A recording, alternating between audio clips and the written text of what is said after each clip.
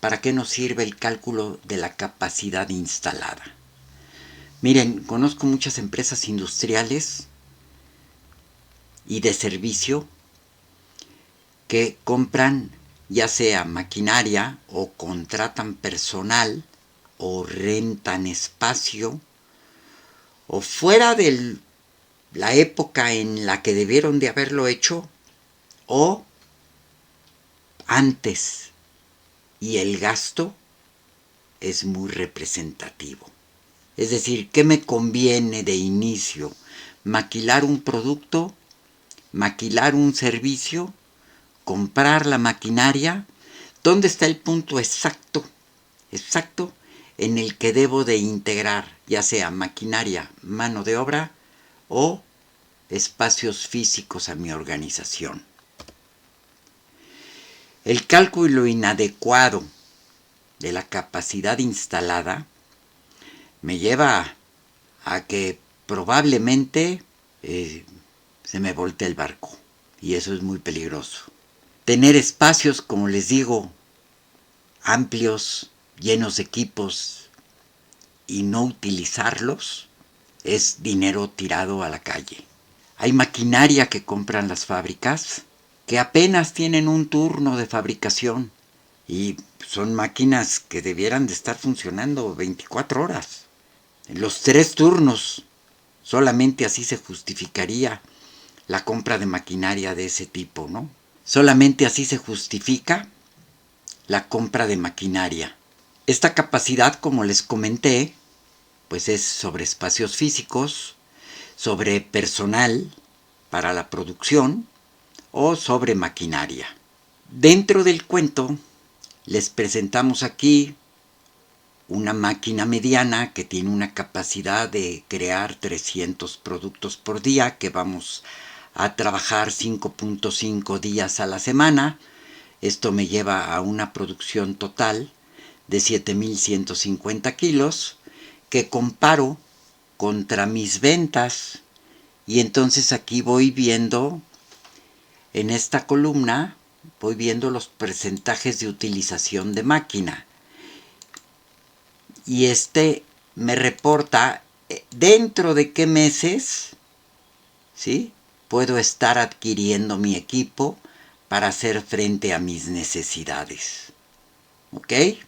Entonces, es un punto muy interesante y es un punto muy importante que hay que tomar en cuenta. Como siguiente punto tenemos el cálculo de tendencias en el presupuesto.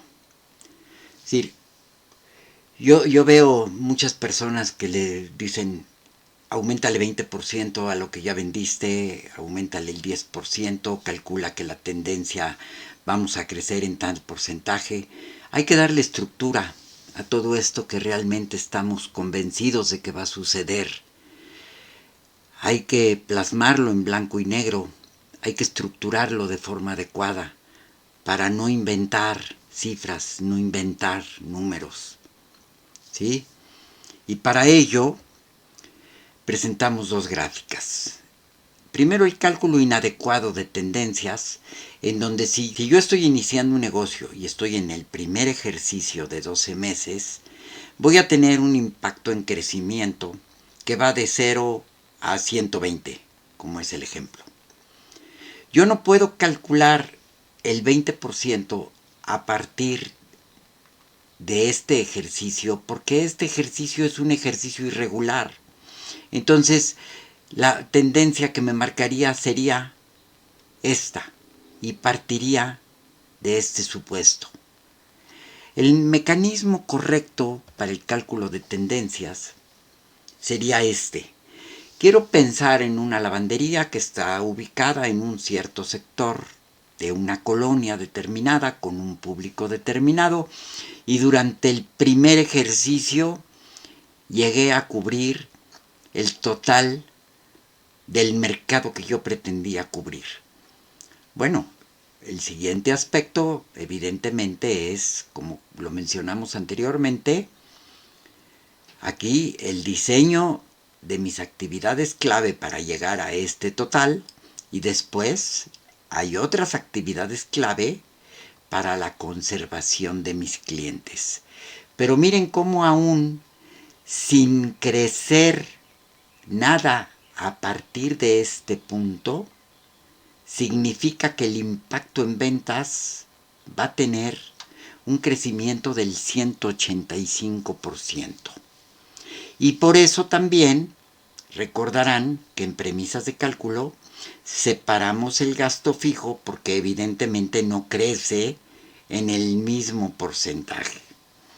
Y otro punto que les quiero comentar también es por esto, precisamente por esto, que Shark Tank y todos los capitales ángeles invierten los primeros 5 años del negocio. ¿Por qué? Son los que mayor rendimiento de desarrollo ofrecen dentro de la vida del negocio. Dentro del cuento, recordarán que en premisas de cálculo hicimos un cálculo de la frecuencia en el cual vamos a determinar cómo vamos a ir integrando nuestro producto al mercado. Y aquí, como vemos, en los siguientes meses ya no hay ningún crecimiento. Bueno, ¿qué sucede aquí nada más para hacerlo comparativo? Si yo coloco dentro de esta columna a 3 distribuidores, que son los que originalmente tuvimos, voy a tener exactamente el mismo impacto que tuve en el ejercicio anterior. Es decir, el programa me calcula internamente la frecuencia de integración que ya calculé previamente. Luego entonces no estoy inventando cifras. Y si tengo que hacer algún cálculo o algún cambio, lo debo de llevar a cabo dentro de la hoja de premisas de cálculo para reacondicionar la frecuencia. Si yo no coloco a ningún distribuidor, simple y sencillamente queda en blanco. Si yo coloco ese dato dentro de esta columna, vemos cómo ya se integra a partir de este mes.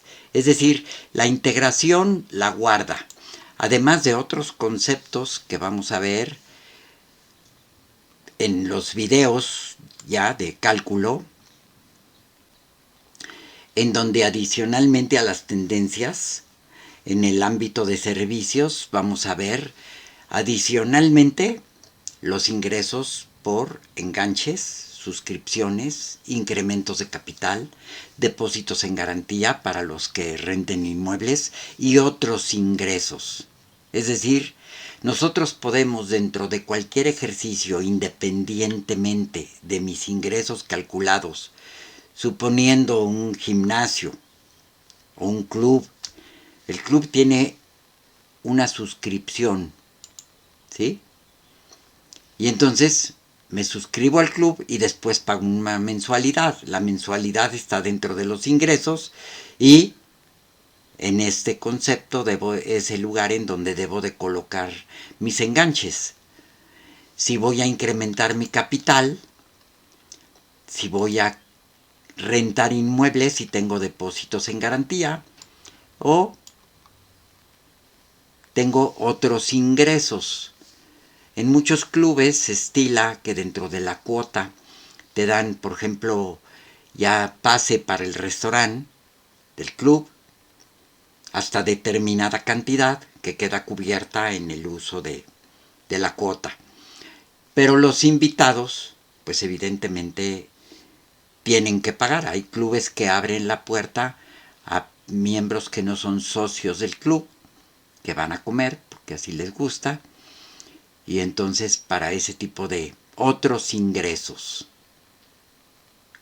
En industrias tenemos lo correspondiente a la venta de franquicias, al capital. Los demás elementos pues no son aplicables dentro de la industria, pero aquí sí mis clientes del ejercicio es todo el análisis hasta de clientes por día.